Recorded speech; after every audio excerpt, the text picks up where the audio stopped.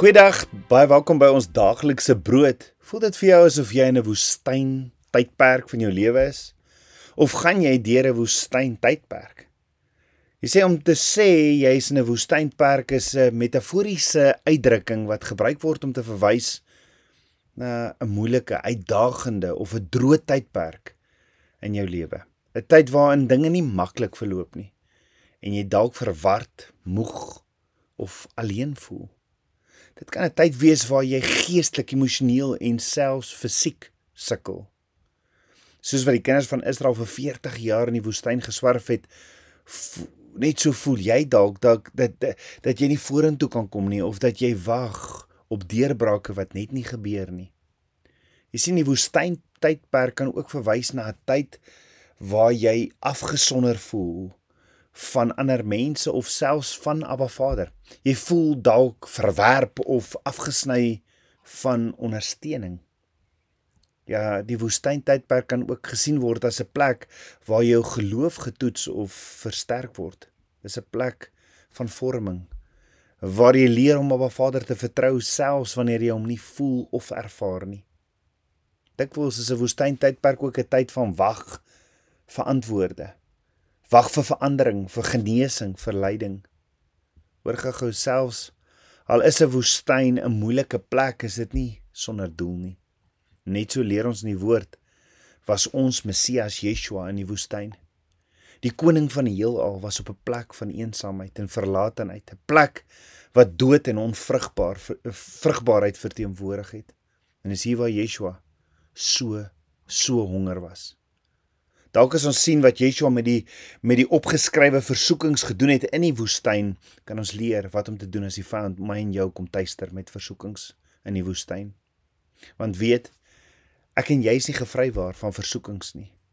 En die eerste versoeking waarmee die vyand na Yeshua toe kom in die versoeking word genoem die versoeking van voorsiening. Want in Lukas 4 vers 3 tot 4 versoek die vyand hom en sê, as u die seun van God is, sê vir hierdie klip dat dit brood moet word. Maar Yeshua antwoord en sê vir hom, daar is geskrywe, die mens sal nie van brood alleen lewe nie, maar van elke woord van God. Yeshua sê, daar is geskrywe, so waar is dit geskrywe? Yeshua sê reg hierdie woord, hy sê niks as hy nie sy Vader hoor dit sê nie. So Yeshua haal Deuteronomium 8 vers 3 aan, waar daar staan, en hy het jou verootmoedig en jou laat honger ly, en jou die manna laat eet, wat jy en jou vaders nie geken het nie, om aan jou bekend te maak, dat die mens nie van brood alleen lewe nie, maar dat die mens lewe van alles wat uit die mond van jou te gaan. En die vraag is, na wie kyk ek en jy? Na wie kyk ek en jy om ons behoeftes te voorsien? Yeshua leer ons, dat ons as Abba Vader sal vertrou, sal hy in al ons behoeftes voorsien.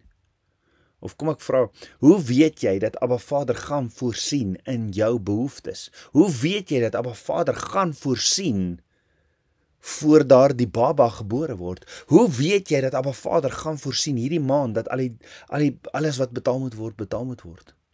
Dit staan geskrywe. Yeshua sê in Matteus 24 vers 35, die hemel en die aarde sal verbygaan, maar my woorde sal nooit verbygaan nie. Abba Vader is die God wat voorsien. In Filippense 4 vers 19 staan, en my God sal elke behoefte van julle vervul na sy rykdom en heerlikheid deur Yeshua Messie. Jy sien, die vraag is, wie is jou bron? Wie is jou bron? Is dit nie hier waar geloof inkom nie? Want ek en jy kan hoeveel keer hoor, Abba Vader gaan voorsien, maar as ons dit nie self in Abba Vader se woord lees, dit mediteer en dit glo nie, gaan ons dit nie glo nie. Met ander woorde, ek kry net geloof in dat Abba Vader sal voorsien, omdat ek dit in sy woord gelees het. Ek het dit gehoor, ek het dit gemediteer en dit gememoriseer, sodat dit deel van my hart word. Maar as ek en jy nie elkeen Abba Vader se woord, sy beloftes gaan lees, dit gaan mediteer en memoriseer nie, gaan dit ons niks help nie. En daar moet 'n honger in my en jou wees, om meer en meer te leer van Abba Vader se woord. Want as ek en jy Abba Vader se woord ken, en die vyand kom val ons aan in sekere areas in ons lewe, soos voorsiening, dan kan ek en jy vir die vyand sê, hoorie, maar daar staan geskrywe, Abba Vader sê hy sal voorsien. Let wel, ek en jy kan nie sê daar is geskrywe as ons dit nie weet nie. Jy moet weet, in die woestyntydperk of die woestynseisoen, Abba Vader sal voorsien. Moenie dat die vyand jou vrees aan Jan maak oor voorsiening nie. Moenie die vyand toelaat om vrees te kom saai oor voorsiening as Abba Vader jou roep om die werk te doen wat Yeshua gedoen het en groter nie. Moenie moenie. Jy mag nie vrees nie. Abba Vader is ons voorsiener. Kom ons bid saam. Ons almagtige Vader, dankie dat U woord sê, U is die God wat voorsien. En dat ons nie hoef bekommerd te wees oor enige iets nie. Net soos wat 'n mossie nie bekommerd hoef te wees oor enige iets nie. Dankie dat U ons voorsiener is.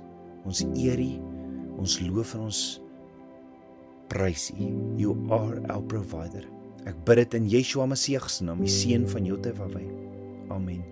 Shalom.